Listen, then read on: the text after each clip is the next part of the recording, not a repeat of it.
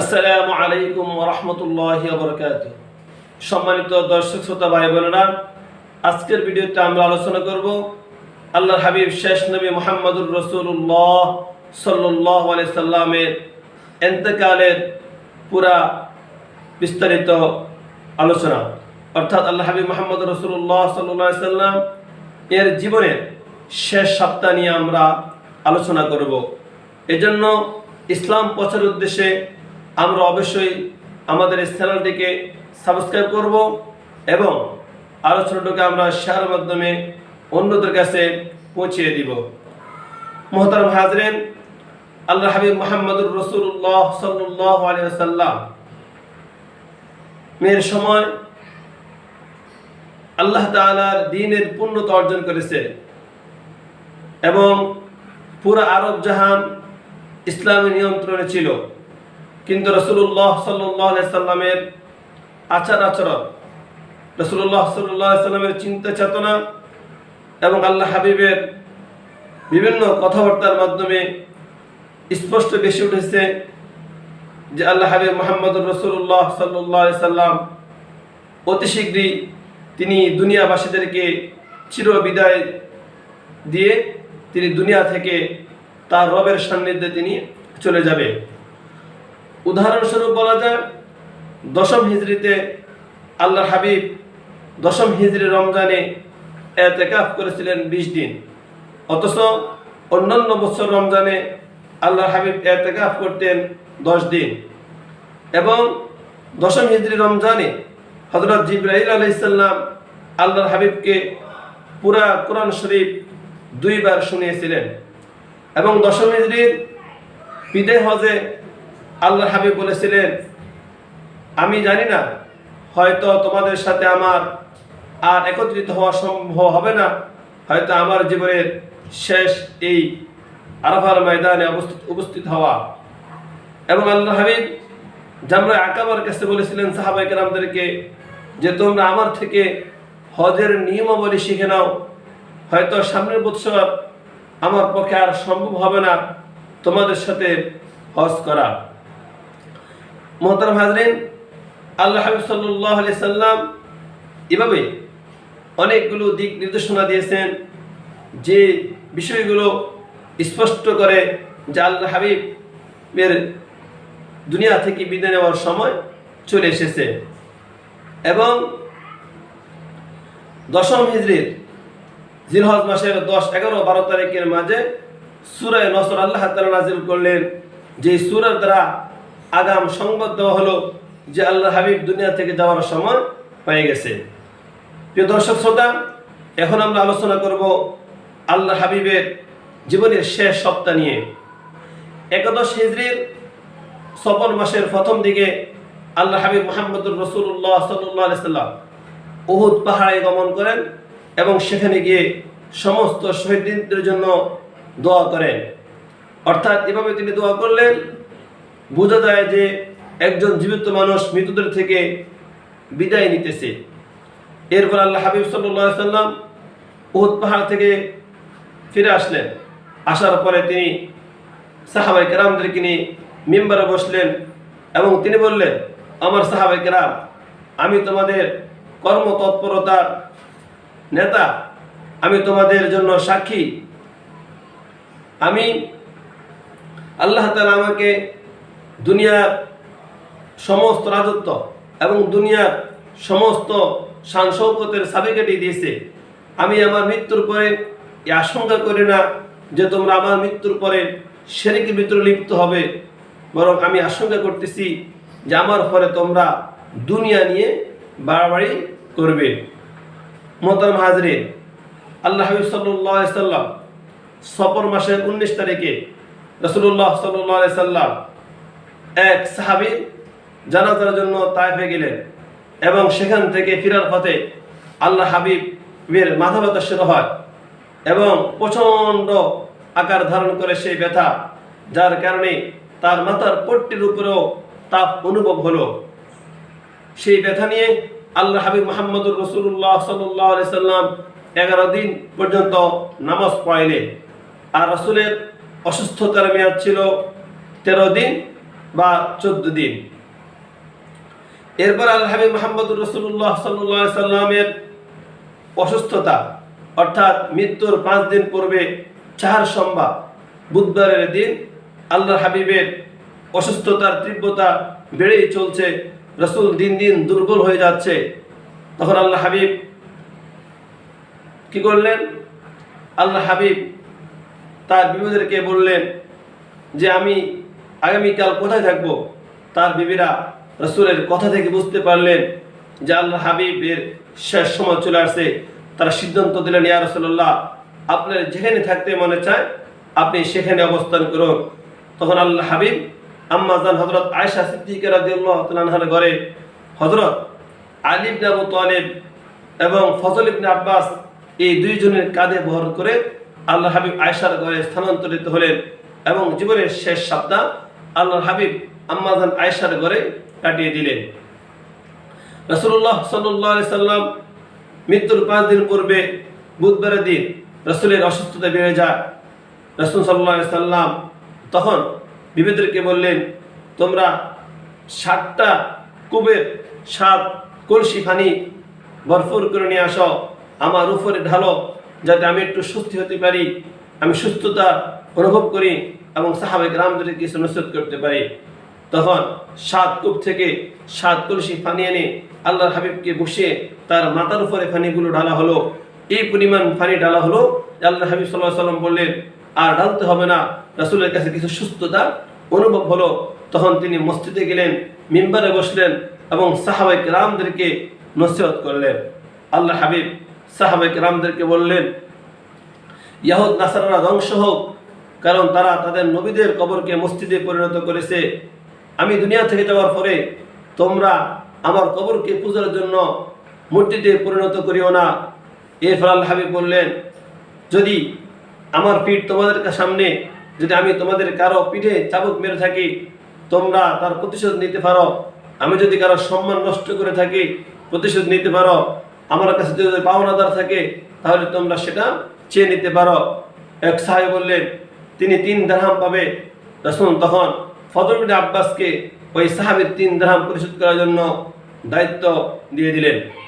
মোহতারাম হাজরিন, এরপর আল্লাহ হাবিব মুহাম্মদুর রাসূলুল্লাহ সাল্লাল্লাহু আলাইহি সাল্লাম বুধবারের দিন কি করলেন? যোহর নামাজ পড়াইলেন। বৃহস্পতিবারের দিন আল্লাহ হাবিব সাল্লাল্লাহু আলাইহি সাল্লামের অসুস্থতা আরো বেড়ে যায়। এই অসুস্থতার ভিতরে দিয়েও আল্লাহ হাবিব সাল্লাল্লাহু আলাইহি সাল্লাম বৃহস্পতিবার মাগরিবের নামাজ পর্যন্ত আল্লাহ হাবিব নামাজের ইমামতি করেন। মাগরিবের নামাজ শেষে আল্লাহ হাবিব সাল্লাল্লাহু আলাইহি সাল্লাম অনেক অসুস্থ হয়ে যায়, রাসূলের অসুস্থতা বেড়ে যায়। এশার নামাজের জন্য যখন সময় হয়ে যায় আল্লাহ হাবিব বেহুশ হয়ে যায়, রাসূলের মাথায় পানি ঢালা হয়, রাসূল হুঁশ ফিরে আসে। সাহাবায়ে কেরাম অপেক্ষা করতেছে। আম্মা জান আয়েশাকে রাসূল বললেন, লোকেরা কি নামাজ পড়ে ফেলেছে? আম্মা জান আয়েশা বললেন, না, সবাই আপনার জন্য অপেক্ষা করতেছেন। এরপর রাসূল আবার বেহুশ হয়ে গেলেন। সাহাবায়ে কেরাম রাসূলের জন্য অপেক্ষা করতেছেন। রাসূল আবার হুঁশ ফিরলো, আবার পানি ঢালা হলো, আবার রাসূল সাল্লাল্লাহু আলাইহি সাল্লাম স্বস্তি অনুভব করলেন, আবার বেহুশ হয়ে গেলেন। এভাবে 3 বার আল্লাহ হাবিব অসুস্থ হয়ে গেলেন, বেহুশ হয়ে যায়। রাসূল একবার হুঁশ ফিরে আবার বেহুশ হয়ে যায়। সর্বশেষ আল্লাহ হাবিব হযরত আবু বকর সিদ্দিক রাদিয়াল্লাহু তাআলা আনহুকে নামাজ ইমামতির জন্য আদেশ প্রদান করেন। অতঃপর হযরত আবু বকর সিদ্দিক রাদিয়াল্লাহু তাআলা আনহু এশার নামাজ কি করেন? পড়ান। অর্থাৎ রাসূলুল্লাহ সাল্লাল্লাহু আলাইহি সাল্লামের জীবন দশায় হযরত আবু বকর সিদ্দিক রাদিয়াল্লাহু তাআলা আনহু 7 ওয়াক্ত নামাজের ইমামতির দায়িত্ব আদায় করেন। এরপরে বৃহস্পতিবার শেষ শনিবার অথবা রোববারের দিন রাসূলুল্লাহ সাল্লাল্লাহু আলাইহি সাল্লামের অসুস্থতা আরো বেড়ে যায়। তখন আল্লাহ হাবিব মুহাম্মদুর রাসূলুল্লাহ সাল্লাল্লাহু আলাইহি সাল্লাম রোববারের দিন ফজর নামাজের সময় সাহাবায়ে কেরাম কাতারবদ্ধ হয়ে আবু বকরের ইমামতি করতেছেন, নামাজ পড়তেছেন। আল্লাহ হাবিব আম্মা জান আয়েশার হুজরার পর্দা সরিয়ে দিয়ে লক্ষ্য করলেন সাহাবায়ে কেরামের কাতার এই নামাজ পড়তেছে, আবু বকরের ইমামতিতে। রাসূল মৃদু হাসলেন। হযরত আবু বকর সিদ্দিক যখন এই অবস্থা লক্ষ্য করলেন তিনি পিছনে হটার চেষ্টা করলেন। তিনি চিন্তা করলেন আল্লাহ হাবিব ইমামতিতে আসবে, রাসূল সুস্থ হয়েছে, সাহাবায়ে কেরাম আনন্দ প্রকাশ করতে লাগলেন। কিন্তু আল্লাহ হাবিব ইশারা করলেন, না, তোমরা নামাজ আদায় করে নাও। রাসূলুল্লাহ সাল্লাল্লাহু আলাইহি সাল্লাম হুজরার পর্দা টেনে দিলেন। মুহতারাম হাজরিন, এভাবে রাসূলুল্লাহ সাল্লাল্লাহু আলাইহি সাল্লামের জীবন দশায় হযরত আবু বকর কি করলেন? ইমামতি করলেন। দর্শক শ্রোতা, এই পর্যায়ে আমরা আলোচনা করব মহানবী মুহাম্মদুর রাসূলুল্লাহ সাল্লাল্লাহু আলাইহি সাল্লামের জীবনের সর্বশেষ দিন নিয়ে। হযরত আনাস রাদিয়াল্লাহু তাআলা আনহু বর্ণনা করেন, দিনটা ছিল সোমবার 12 রবিউল আউয়াল, অর্থাৎ সোমবারের ফজর নামাজ আল্লাহ হাবিব যাইতে পারে নাই। ওটা ইমামতি করেছিলেন হযরত আবু বকর সিদ্দিক রাদিয়াল্লাহু তাআলা আনহু। এরপরে আল্লাহ হাবিবের উপরে আর কোনো নামাজ আসে নাই। চাষের নামাজের সময় আল্লাহ হাবিব মুহাম্মদুর রাসূলুল্লাহ সাল্লাল্লাহু আলাইহি সাল্লাম তার নাতি হাসান হুসাইনকে ডাকলেন এবং তাদেরকে নসিহত করলেন, এবং তার বিবিদেরকে ডাকলেন, তার বিবিদেরকে নসিহত করলেন। সাহাবায়ে কেরামদেরকে ডাকলেন, সাহাবায়ে কেরামদেরকে নসিহত করলেন। এবং আল্লাহ হাবিব আম্মা জান খাদিজার কলিজার টুকরা, রাসূলের কলিজার টুকরা হযরত ফাতেমা রাদিয়াল্লাহু তাআলা আনহাকে কানে কানে ফিসফিস করে কি জানি বললেন। তখন আল্লাহ হযরত ফাতেমা রাদিয়াল্লাহু তাআলা আনহা কাঁদতে আরম্ভ করলেন। এরপরে আবার কি বললেন? হযরত ফাতেমা রাদিয়াল্লাহু তাআলা আনহা হাসতে আরম্ভ করলেন। হযরত আয়েশা সিদ্দিকা রাদিয়াল্লাহু তাআলা আনহা বলেন, আমি পরবর্তীতে হযরত ফাতেমা রাদিয়াল্লাহু তাআলা আনহাকে জিজ্ঞাসা করলাম তার হাসার এবং কান্নার কারণ। তখন হযরত ফাতেমা রাদিয়াল্লাহু তাআলা আনহা ইরশাদ করেছেন যে আব্বাজান আমাকে বলেছেন, যখন আমি যে আমার দুনিয়া থেকে যাওয়ার সময় হয়ে গেছে, এই অসুস্থতায় আমাকে দুনিয়া থেকে নিয়ে যাবে, এই কথা শুনে আমি কাঁদতে আরম্ভ করলাম। এর পরবর্তীতে আব্বাজান বলেছেন যে ফাতেমা, আমি দুনিয়া থেকে যাওয়ার পরে আমার পরিবারের মধ্যে থেকে সর্বপ্রথম তুমি আমার কাছে আগমন করবে, পরকালে গমন করবে। এই কথা শুনে আমি কি করলাম? হেসে দিলাম। এরপরে হযরত ফাতেমা রাদিয়াল্লাহু তাআলা আনহা বললেন, হায় আব্বাজানের কত কষ্ট হচ্ছে। তখন হযরত মুহাম্মদুর রাসূলুল্লাহ সাল্লাল্লাহু আলাইহি ওয়াসাল্লাম ইরশাদ করলেন, ফাতেমা, আজকে আমার শেষ কষ্ট, এরপরে আর তোমার বাবার কোনো কষ্ট হবে না।